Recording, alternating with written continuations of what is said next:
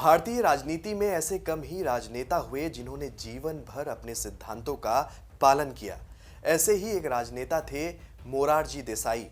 मोरारजी सिद्धांतों के लिए किसी से भी लड़ जाते, फिर चाहे सामने कोई क्यों ना हो। मोरारजी देसाई की अगर बात की जाए तो ऐसे कई अनसुलझे ऐतिहासिक रहस्य हैं जिनके बारे में हर कोई जानना चाहता है। ऐसा ही एक मोरारजी देसाई का रहस्य है। मोरारजी देसाई गांधीवादी सिद्धांत या राष्ट्रीय सुरक्षा का संकट। परिचय। एक अनसुलझा ऐतिहासिक रहस्य। साल 1977। भारत के इतिहास में एक नया अध्याय शुरू हुआ। पहली बार गैर कांग्रेसी सरकार सत्ता में आई, जिसके मुखिया थे मोरारजी देसाई। इंदिरा गांधी की इमरजेंसी के बाद जनता ने बदलाव की मांग की थी और देसाई इस बदलाव का चेहरा बने।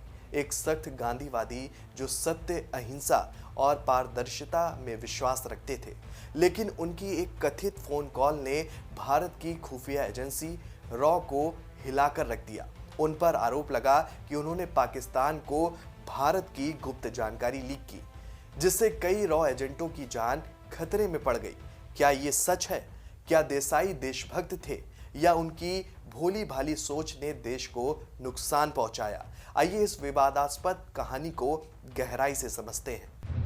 1977 का भारत इमरजेंसी के बाद का माहौल। 1977 में भारत एक बड़े सियासी उथल-पुथल से गुजर रहा था। इंदिरा गांधी की इमरजेंसी ने लोकतंत्र को हाशिए पर ला दिया था। प्रेस पर सेंसरशिप, विपक्षी नेताओं की गिरफ्तारी और नागरिक अधिकारों का हनन। जनता गुस्से में थी। जनता पार्टी, विभिन्न दलों का गठबंधन ने इस गुस्से को भुनाया और चुनाव जीता। मोरारजी देसाई, जो स्वतंत्रता संग्राम सेनानी और नेहरू सरकार में मंत्री रह चुके थे, प्रधानमंत्री बने। देसाई का व्यक्तित्व अनोखा था। गुजरात के एक सादा जीवन जीने वाले नेता, वे गांधी जी के सिद्धांतों, सत्य, अहिंसा और स्वच्छता के प्रबल समर्थक थे। लेकिन इमरजेंसी में जेल जाने के अनुभव ने उन्हें रॉ के प्रति संदिग्ध बना दिया। उन्हें लगता था कि रॉ, जिसे इंदिरा ने 1968 में बनाया था, सियासी हथियार बन चुकी थी। सत्ता में आते ही उन्होंने रॉ का बजट 30% काट दिया। संस्थापक RN काव को छुट्टी पर भेजा और उनके उत्तराधिकारी के शंकरन नायर को हटाकर NF सुनटूक को नियुक्त किया। सुनटूक एक गुजराती पारसी, शायद देसाई को उनकी भाषा में समझाने की कोशिश में थे, लेकिन देसाई का रवैया साफ था, जासूसी अनैतिक है। कहूटा का रहस्य, रॉ का मास्टर स्ट्रोक। उसी समय पड़ोसी पाकिस्तान में जनरल जियाउल हक की सैन्य सरकार थी। 1971 की जंग के बाद भारत पाक तनाव चरम पर था। रॉ को खबर मिली कि पाकिस्तान के कहूटा में एक गुप्त परमाणु कार्यक्रम चल रहा है। ये भारत के लिए बड़ा खतरा था, क्योंकि परमाणु हथियार क्षेत्रीय संतुलन को बिगाड़ सकता था। रॉ ने एक शानदार जासूसी ऑपरेशन शुरू किया।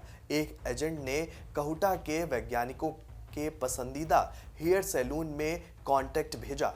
वहां से एकत्र किए गए बालों की जांच में रेडिएशन और बम ग्रेड यूरेनियम के निशान मिले। ये पक्का सबूत था कि पाकिस्तान परमाणु बम बना रहा था। रॉ की एक और कामयाबी थी। कहूटा प्लांट के अंदर एक मोल, जो विदेशी मुद्रा में रिश्वत के बदले परमाणु प्रोजेक्ट का ब्लूप्रिंट देने को तैयार था। लेकिन इस मौके को हासिल करने के लिए रॉ चीफ सुनटूक को देसाई की मंजूरी चाहिए थी। देसाई ने साफ मना कर दिया। उनका तर्क, पड़ोसी देश के आंतरिक मामलों में दखल देना गलत है। सुनटूक ने गुजराती में समझाने की कोशिश की, लेकिन देसाई अड़े रहे।